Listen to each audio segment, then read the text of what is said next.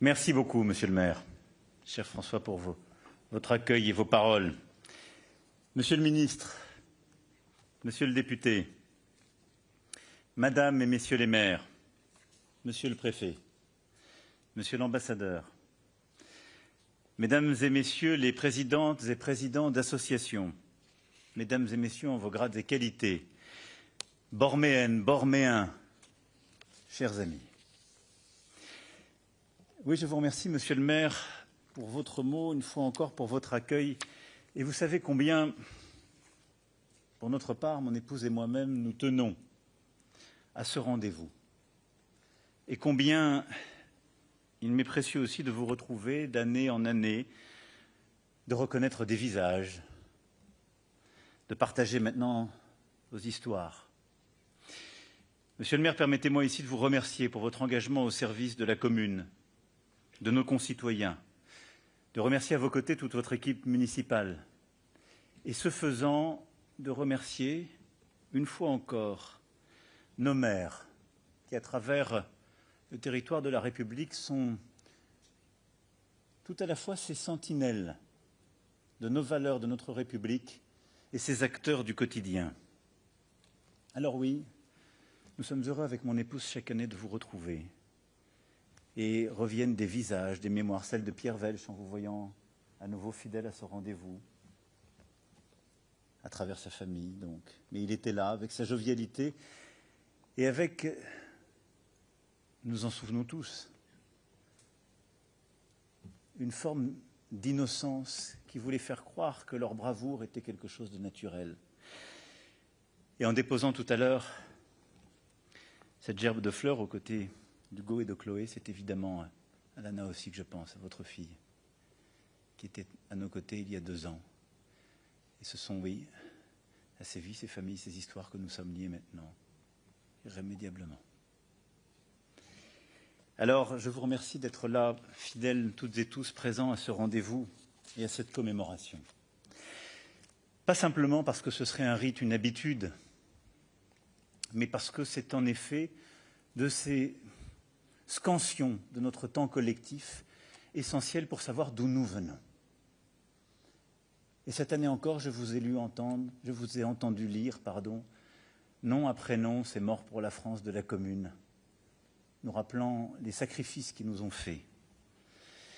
Et en rappelant ces noms, ces vies, et comme vous venez de le faire, Monsieur le maire, ces scènes d'apocalypse que nos aînés ont affrontées, surmontées, nous devons nous souvenir de ce qui a rendu possible notre liberté d'aujourd'hui.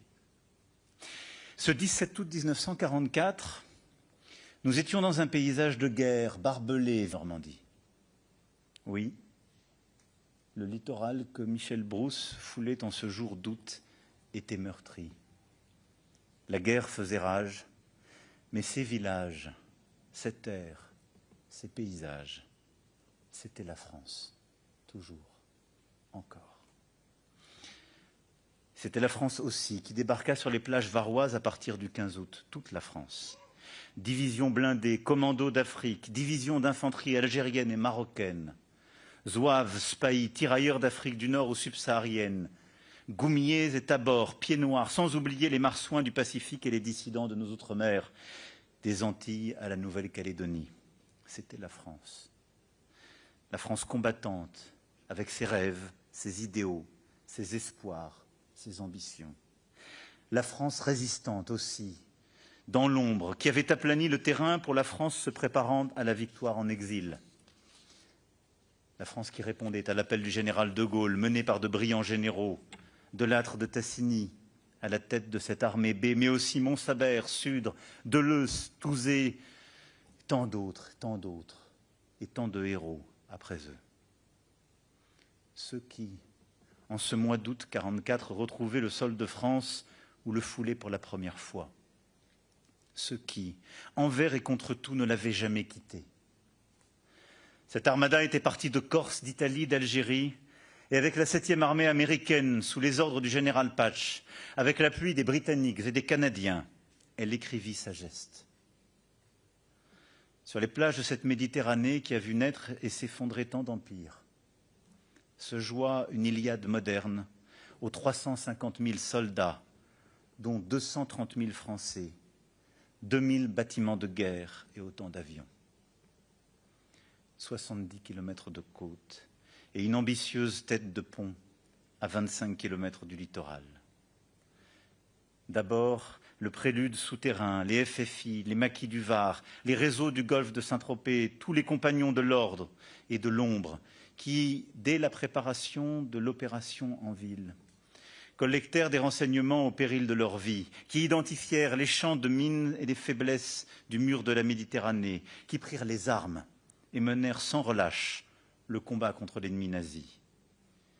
Et puis, l'entrée en scène des forces spéciales, notamment des commandos d'Afrique, dans la nuit du 14 au 15 août, chargés de détruire les pièces d'artillerie, de réduire les défenses sur les côtes. Puis les milliers de parachutistes américains et canadiens de la vallée de l'Argence, largués avec leur matériel sur le Muy, la Motte, pour couper la route aux renforts allemands. Puis le 15, les bombardements du matin, incessants, venus parachever des semaines de pilonnage. Et enfin, le débarquement, les barges, les chalands, les Ducks. Le ciel zébré de parachutes et de tirs, les Alliés et l'armée B libérèrent un à un nos villages et nos villes, traçant leur route de clochers en mairie, de batteries en casemates, appuyées par l'aviation, soutenues par la marine. Certains sites résistèrent plus que d'autres.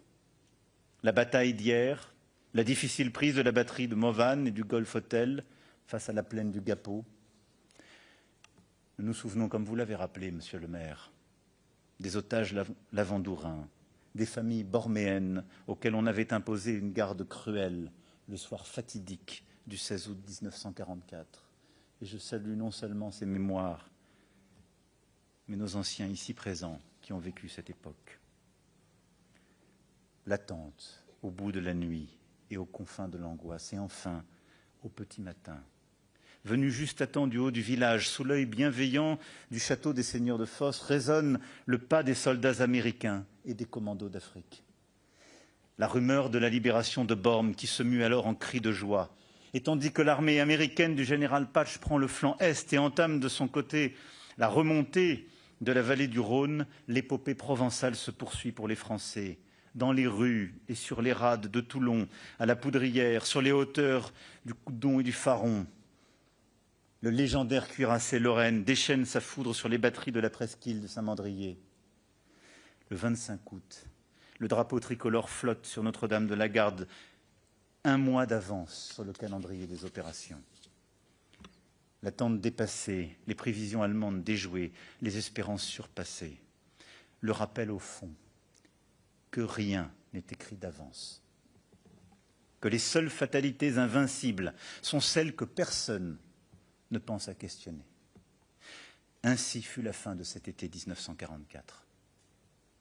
Mêlée, pleine de cris de douleur et de joie, de détonation et de hurrah des parades de libérateurs. Le 26 sur les Champs-Élysées, le 29 sur la Canebière. Le FFL Michel Beauce avait raison, c'était la France. L'audace et le sacrifice, le courage et l'opiniâtreté. En un été, ils ont fait basculer l'avenir. Ils ont fait basculer l'avenir parce qu'ils ont décidé de l'écrire. C'est cela, la leçon de ce 17 août. Et au fond, commémorer cette libération, c'est redire année après année que nous n'oublions rien, que nous ne les oublions pas. Mais c'est savoir, année après année, nous souvenir que notre liberté a un prix, leur sacrifice. Que si la France a été occupée, que si la barbarie nazie nous a tenus sous son joug pendant tant d'années, c'est que parce que pendant tant d'années avant, tant de monde, y compris chez nous, tels des somnambules, n'ont pas voulu voir que la menace qui paraissait si loin, aux confins de l'Europe, ne nous concernait pas. Que ce qui pouvait toucher les Tchèques ou les Polonais était trop loin et n'arriverait jamais, c'était une évidence. Les somnambules nous ont menés au désastre. Et puis que tant et tant on considérait qu'être les vassaux était peut-être moins dangereux qu'être libre, et que de fait, d'aucuns, avec des responsabilités éminentes, ont accepté de renoncer à la liberté en capitulant d'abord, en étant occupés ensuite, et par un zèle impardonnable, en collaborant après. Et au fond, la France a tenu et s'est libérée par quoi? L'esprit de résistance. Était-il majoritaire? Non. Mais il était quelques-uns, qui sont notre fierté pour toujours, et qui n'ont jamais mis un genou au sol, ni cédé. Beaucoup y ont payé de leur vie.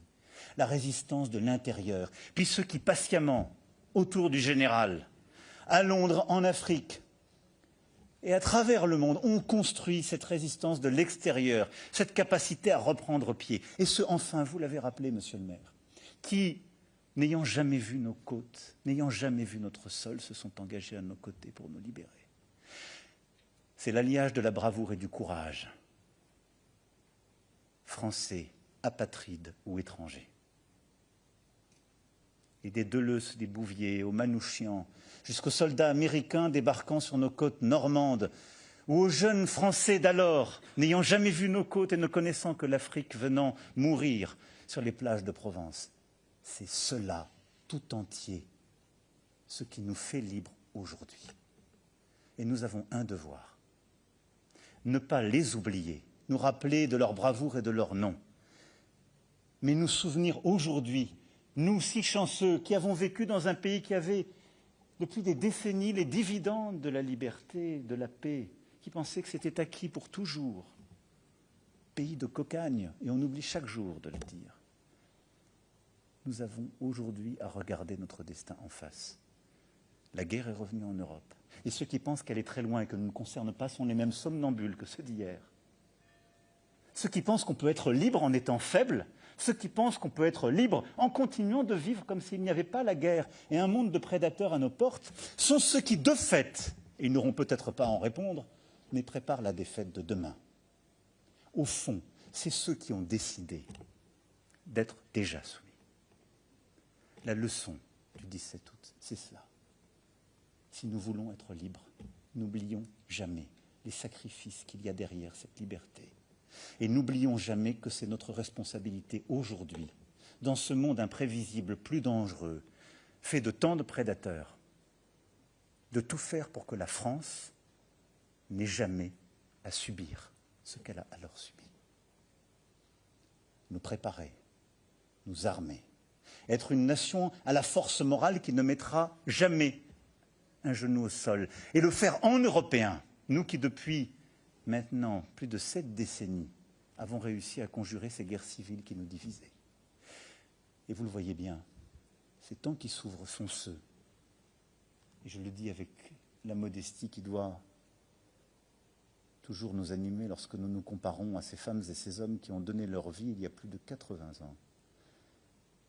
Mais nous devons nous rappeler dans ces moments que nos devoirs sont à mettre en premier.